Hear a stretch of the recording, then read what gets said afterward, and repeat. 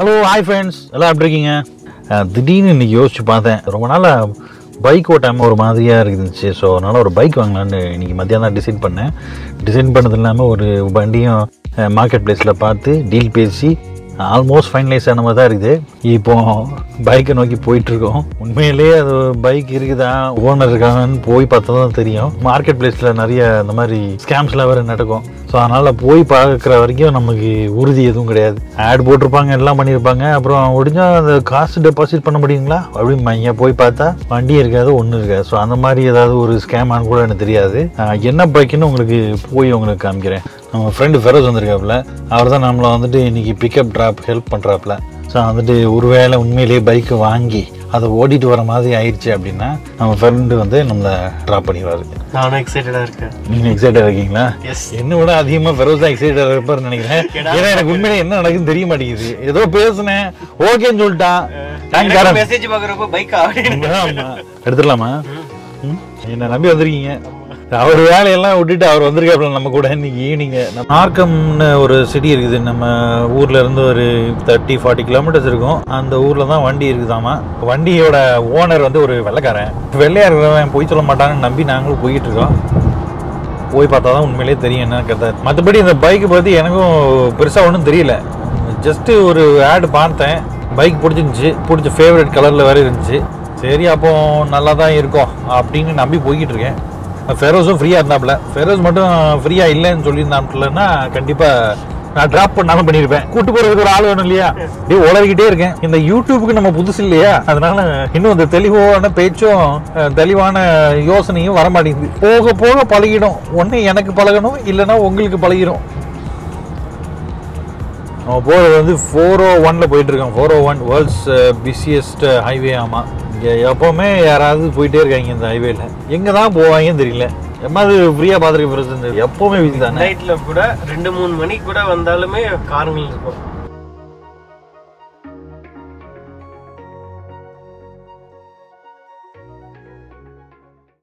மக்களே, வீடியோவோட அடுத்த பகுதியை உங்களுக்கு காமிக்க முடியாமல் போயிடுச்சு. ஏன்னா நம்ம வண்டி வாங்க போனோம் இல்லையா ஒருத்தர்கிட்ட, அவர் வந்து நமக்கு பர்மிஷன் கொடுக்கல. பர்மிஷன் கொடுக்காத இடத்துல நம்ம எப்படி வீடியோ எடுக்கிறது? ஸோ அதனால் வீடியோவெல்லாம் க்ளோஸ் பண்ணிவிட்டு டீலிங் பண்ணுறதில் வந்துட்டு நாங்கள் பிஸி ஆகிட்டோம். அதுக்கப்புறம் என்ன நடந்துச்சுன்னு கேட்டிங்கன்னா, வண்டியை சுற்றி பார்த்தோம். இந்த ஊரில் கார் மாதிரி கிடையாது. மோட்டர் சைக்கிளில் வந்து டெஸ்ட் ட்ரைவ் பண்ணலாம் யாரும் கொடுக்க மாட்டாங்க. பார்த்து ஒரு லெவலுக்கு ஒரு ஜட்ஜ்மெண்ட்டில் தான் நம்ம வாங்கணும். ஒரு டீலர்ஷிப் ஏதாவது போனால் கூட அங்கே கொஞ்சம் ஒரு பெட்டர் கான்ஃபிடென்ஸில் வாங்கலாம். பட் நம்ம ப்ரைவேட் டீல் பண்ணுறோம். ஏன்னு கேட்டிங்கன்னா நம்ம ஒரு நல்ல டீல் கிடைக்கும் அப்படிங்கிறக்காக. ஸோ ப்ரைவேட் டீல் பண்ணும்போது கொஞ்சம் ரிஸ்கில் அதோடு சேர்ந்து வரும். அதெல்லாம் அப்சர்வ் பண்ணி தான் நம்ம வண்டியை வாங்கிட்டு வர்றது. இது எனக்கு 2வது மோட்டர் சைக்கிள். ஸோ ஒரு லெவலுக்கு ஒரு எக்ஸ்பீரியன்ஸ் இருக்குது. அதுக்கு மேலே கடவுள் விட்ட வழி தான். எனிவே எல்லாம் சரிடா, வண்டியை வாங்கினியா இல்லையா அதை சொல்லி தொலைடா அப்படின்னு நீங்கள் நினச்சிங்கன்னா, எஸ் நம்ம அந்த வண்டியை வாங்கிட்டோம். என்ன வண்டிங்கிறத நீங்களே பாருங்கள். இது 2009 Harley Davidson Sportster 1200cc Nightster edition. வண்டியோட லுக்கே கொஞ்சம் டிஃப்ரெண்ட்டாக தான் இருக்கும். ரெகுலர் ஸ்போர்ட்ஸ்டர் மாதிரி இல்லாமல் இது கொஞ்சம் டிஃப்ரெண்ட்டாக இருக்கும். ஃபுட் பேக்ஸ்லாம் கூட நடுவில் இருக்கும். கலரும் பார்த்தீங்கன்னா ஆரஞ்சு அண்ட் பிளாக் கலர். நம்ம ரெட்டு நினச்சி தான் போய் பார்த்தோம். பட் ஆரஞ்சு கலர் எதுவும் நல்லா தான் இருந்துச்சு, ஃபேன்சியாக. ஸோ அதனால் இது ஓகே ஆயிடுச்சு. வண்டி வந்து கொஞ்சம் பரலசு தான். 12-13 வருஷம் ஆயிடுச்சு. பட் கிலோமீட்டர்லாம் கம்மியாக தான் ஓடி இருக்கு. கிலோமீட்டர் கிடையாது, மைல்ஸில் தான் இருக்குது. இது வந்து 7500 மைல்ஸ்ன்னு போட்டிருக்கு. வண்டியோட காசு கேட்டிங்கன்னா $8000 நம்ம வண்டி வாங்கியிருக்கோம். இந்தியன் ருபீஸ் பார்த்தீங்கன்னா ஒரு 5 lakhs கிட்ட வரும். இதுக்கு மேலே வண்டிக்கு வந்து சேஃப்டி பண்ணணும், இன்சூரன்ஸ் ரெஜிஸ்ட்ரேஷன் பண்ணணும், டேக்ஸ் பே பண்ணணும். ஸோ வண்டி கொஞ்சம் எக்ஸ்பென்சிவான ஹாபி தான் இந்த ஊரில். மக்களே, நீங்கள் நம்ம சேனலை இன்னும் சப்ஸ்கிரைப் பண்ணலைன்னா ப்ளீஸ் அந்த சப்ஸ்கிரைப் பண்ண கிளிக் பண்ணுங்கள். அப்படியே அந்த பெல் ஐக்கானையும் கிளிக் பண்ணிக்கோங்க. ஸோ அப்போ தான் நம்ம வீடியோலாம் உங்களுக்கு வந்து சேரும். இது புது சேனலுங்கிறதுனால உங்களோட சப்போர்ட் நமக்கு ரொம்ப ரொம்ப ரொம்ப முக்கியமானது. ஸோ அதனால் அதை தொடர்ந்து கொடுங்க. அப்போ தான் நம்ம நிறைய வீடியோஸ் பண்ணுறதுக்கு எனக்கு ஒரு ஊக்கமாக இருக்கும். இந்த வண்டியை நான் எப்படி கண்டுபிடிச்சேன், எப்படி ரெஜிஸ்டர் பண்ணேன் அப்படிங்கிற ப்ராசஸ்லாம் உங்களுக்கு எக்ஸ்பிளைன் பண்ணுறேன். ஸோ ஒருவேளை நீங்கள் கனடாவில் இருக்கீங்க அப்படின்னா இந்த விஷயங்கள்லாம் நீங்கள் தெரிஞ்சுக்கலாம். ஓகே, ஃபஸ்ட்டு ஸ்டெப்பை வந்துட்டு வண்டி கண்டுபிடிக்கிறேன். வண்டி கண்டுபிடிக்கிற 2-3 வெப்சைட் இருக்குது. வந்து கிஜிஜி, ஆட்டோ ட்ரேடர், அப்புறம் வந்து ஃபேஸ்புக் மார்க்கெட் பிளேஸ். அதில் ஏதாவது ஒரு இதில் உங்களுக்கு பிடிச்ச வண்டியை ஒன்று கண்டுபிடிச்சி அது சும்மா அப்பப்போ நீங்கள் ஸ்க்ரோல் பண்ண நிறைய வெஹிக்கிள்ஸ் பார்க்கலாம். டிஃப்ரெண்ட் மோட்டர் சைக்கிள்ஸ், கார்ஸ் எது வேணால் நீங்கள் பார்க்கலாம். அதில் நம்ம ஒரு வண்டியை பிக்கப் பண்ணி அதில் ஒரு வண்டியை நம்ம கண்டுபிடிச்சி அதுக்கப்புறம் நெகோசியேஷன் எல்லாம் கொஞ்சம் பண்ணிவிட்டு வண்டியை கொஞ்சம் விசாரிச்சுட்டு அதுக்கப்புறம் வந்துட்டு வண்டியை போய் நேரில் பார்க்கணும். ஸோ அதை தான் நாங்களும் நீங்கள் செஞ்சோம். வண்டி நேரில் பார்த்தோம், பிடிச்சிருந்துச்சி. ஒரு குட்டி வாக் அரவுண்டுக்கு அப்புறமாட்டி நாங்கள் இந்த வண்டியை டிசைட் பண்ணிட்டோம். இந்த ஊரில் அன்ஃபார்ச்சுனேட்லி மோட்டர் சைக்கிளுக்கு டெஸ்ட் ட்ரைவ் பண்ண விட மாட்டாங்க. அந்த ஓனர்கிட்ட வந்துட்டு ஒரு யூஸ் கார் பேக்கேஜ் அப்படின்னு சொல்லி ஒரு டாக்குமெண்ட் இருக்கும். அது வந்து சர்வீஸ் சென்டர் எந்த ஊரில் வந்துட்டு ஆர்டிஓ ஆஃபீஸ் மாதிரி அங்கே போயிட்டு அந்த டாக்குமெண்ட்டை வாங்கி அதில் வந்து கையெழுத்து போட்டு ஓனர் நம்மகிட்ட ஒரு ரிசீப்ட் பண்ணி கொடுத்துட்டாப்புல. அந்த டாக்குமெண்ட் அந்த இருக்குது. ஸோ வந்து இப்போதைக்கு இந்த டாக்குமெண்ட்டை மட்டும் வச்சு ஒன்றும் பண்ண முடியாது. இதுக்கப்புறம் வந்துட்டு 2-3 டாக்குமெண்ட் எடுக்கணும். ஒன்று வந்து இன்சூரன்ஸ் டாக்குமெண்ட், அதுவும் நம்ம வாங்கிட்டோம். ஃபோன்லேயே பேசி அதை வந்து இமெயில் அனுப்பிட்டாங்க. அந்த டாக்குமெண்ட் ஒன்று இருக்குது. இதுக்கப்புறம் வந்துட்டு நம்ம வந்து வண்டியை சேஃப்டி பண்ணணும். சேஃப்டி அப்படிங்கிறது தான் அடுத்து நம்ம போகிறோம். வாங்க இப்போ நம்ம சேஃப்டியை முடிச்சுட்டு அடுத்து திருப்பி கண்டினியூ பண்ணுவோம். இப்போ ஒரு மோட்டர் சைக்கிள் மெக்கானிக்கு கிட்ட வந்திருக்கோம். வண்டியை சேஃப்டி பண்ணணும். கனடாவில் வந்துட்டு வண்டி ரெஜிஸ்டர் பண்ணணும்னா அதுக்கு முன்னாடி வண்டி ரோடு பர்த்தியாக இருக்கா அப்படின்னு சொல்லிட்டு ஒரு சேஃப்டி சர்டிஃபிகேட் ஆகணும். அதுக்கு மெக்கானிக்கு சில செக்கிங்லாம் பண்ணி ஒரு சர்டிஃபிகேட் கொடுப்பாங்க. சர்டிஃபிகேட்டை பேஸ் பண்ணி தான் ரெஜிஸ்ட்ரேஷன் கம்ப்ளீட் ஆகும். ஒருவேளை வண்டியில் ஏதாவது பிரச்சனை கண்டுபிடிச்சாங்கன்னா அதையும் ரிப்பேர் பண்ண சொல்லுவாங்க. அதை ஹோப்ஃபுல்லி எந்த பிரச்சனையும் அவங்க கண்டுபிடிக்கக்கூடாது. ஏன்னா கண்டுபிடிச்சா ரொம்ப எக்ஸ்பென்சிவாக இருக்கும். அதுக்காக தான் ஒரு மெக்கானிக் வந்திருக்கோம். மெக்கானிக் எப்படி இருப்பாங்கன்னா சத்தியமாக தெரியாது.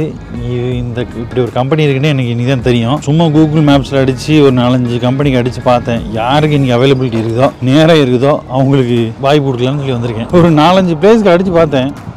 ஒரு பையனும் அப்பாயின்மெண்ட் கொடுக்கல. எல்லாரும் அடுத்த வாரம் வா, அடுத்த மாதம் வான்னா. இவன் ஒருத்தன் தான் நமக்காக ஒரு இடம் வச்சுருந்தான். ஸோ அதனால் இன்றைக்கி வந்துட்டேன். வண்டியை கொண்டு வந்து சர்வீஸ்க்கு விட்டாச்சு. ஹோப்ஃபுல்லி சீக்கிரமாக செக் பண்ணி எல்லாம் ஓகே இருக்குது அப்படின்னு சொல்லி, இல்லைனாலும் இருக்குன்னு சொல்லி நமக்கு ஒரு சர்டிஃபிகேட் கொடுப்பாங்கன்னு நம்பிட்டு உட்காந்துருக்கேன்.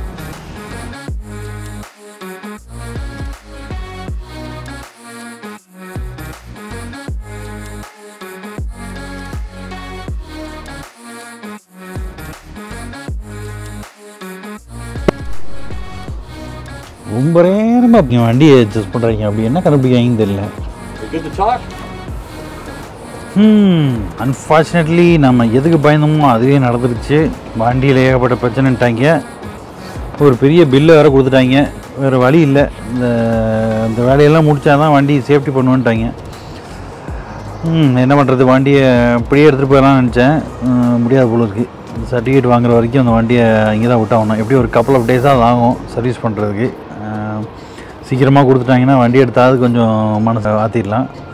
$830 டேக்ஸோட வேறு வழியே இல்லை.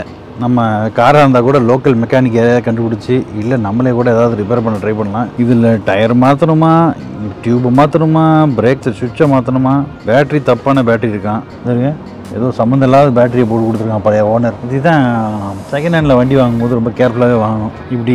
இப்படிலாம் நடக்கும்னு நான் எதிர்பார்க்கலை. பட் ஆப்வியஸ்லி வண்டி அவசரப்பட்டு வாங்கும்போது இந்த மாதிரி சம்பவங்கள் நடக்கிறது சகஜம் தான். அதை நம்ம பழக வேண்டிதான். சேஃப்டி எல்லாம் பண்ணியாச்சு. டாக்குமெண்ட்லாம் கொடுத்துட்டாங்க. ஓகே, சேஃப்டியும் முடிஞ்சது. அடுத்து நம்ம safety document, used vehicle package document, drivers licence plus insurance, இது நாளையும் கொண்டு போய் இந்த ஊர் ஆர்டிஓ ஆஃபீஸான சர்வீஸ் சென்டரில் போயிட்டு ரெஜிஸ்ட்ரேஷன் பண்ணுறோம். லைசன்ஸ் போயிட்டு வாங்குகிறோம், வண்டியில் போடுறோம், கிளம்பிக்கிட்டே இருக்கோம். இவ்வளோ தாங்க இந்த ஊரில் வந்து மோட்டர் சைக்கிள் வாங்குறதுக்கான ப்ராசஸ். இதே மாதிரி ப்ராசஸ் தான் கார் வாங்கணுன்னாலும், ப்ரைவேட்டாக கார் வாங்கினாலும் இதே ப்ராசஸ் தான். இதை ஃபாலோ பண்ணாலே நீங்கள் வாங்கிடலாம். நான் நிறைய வண்டி வாங்கியிருக்கேன் இந்த ஊரில். நல்லா எண்ணி பார்த்தா ஒரு 10 காரு, ஒரு 2 மோட்டர் சைக்கிள். இது வரைக்கும் நம்ம இந்த 13 வருஷத்தில் இவ்வளோ வண்டி வாங்கியிருக்கேன். இது எல்லாமே சிமிலர் ப்ராசஸ் தான் பண்ணியிருக்கேன். ஸோ அதனால் வந்துட்டு இது ஒவ்வொரு ஸ்டேட்டு நிறைய மாறும். பட் நம்ம பார்த்த வரைக்கும் இவ்வளோ தான் ப்ராசஸ். வண்டி ரெஜிஸ்ட்ரேஷன் ஒரு வழியாக முடிஞ்சுது. அடுத்தது என்ன, ரவுண்டு போகிறது தானே. வாங்க அதையும் பண்ணிவிடுவோம்.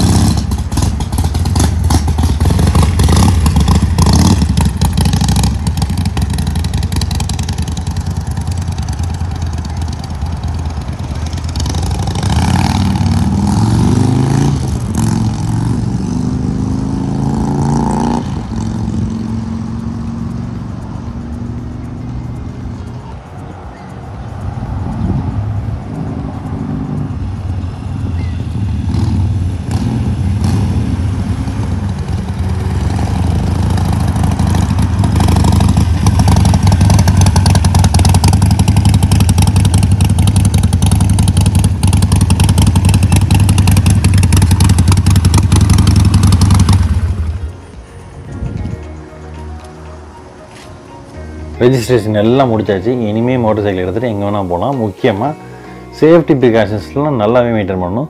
கேனடாவில் என்னென்ன ஸ்டெப்ஸ் எல்லாம் மெயின்டைன் பண்ணணும், மோட்டர் சைக்கிள் ஓட்டணும்னா என்னெல்லாம் பண்ணணும் அப்படிங்கிறதெல்லாம் வந்துட்டு உங்களுக்கு இன்னொரு வீடியோவில் போடுறேன். இன்றைக்கி நம்ம பார்த்தது என்னென்னு கேட்டால் ஒரு மோட்டர் சைக்கிள் எப்படி வாங்குறது அப்படிங்கிறது என்னோடய பர்சனல் எக்ஸ்பீரியன்ஸில் உங்களுக்கு சொல்லி காமிச்சேன். ப்ளஸ் நான் மிஸ் பண்ணதையும் பார்த்துருப்பீங்க. நமக்கு வண்டியை பற்றி ஒரு லெவலுக்கு தான் தெரியும். நம்ம ஒரு பெரிய பைக் மெக்கானிக் கிடையாது. வண்டி வந்து சேஃப்டி எல்லாம் பண்ணுற அளவுக்கு நம்ம பார்க்க தெரியாது. ஸோ அதனால தான் நம்ம 1-2 விஷயத்தில் ஏமாந்தோம்.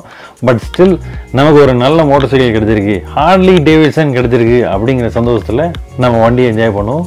மோட்டர் சைக்கிள் நிறைய வீடியோ பண்ணணும்னு ஆசைப்பட்றேன். ஸோ அதுக்கான முயற்சியில் நான் போகிறேன். சீக்கிரமாகவே இன்னொரு வீடியோவில் அவங்க எல்லாரையும் பார்க்குறேன். அது வரைக்கும் உங்களிடம் விடைபெறுவது உங்கள் ஜெகன் ப்ரோ. ஹாய்.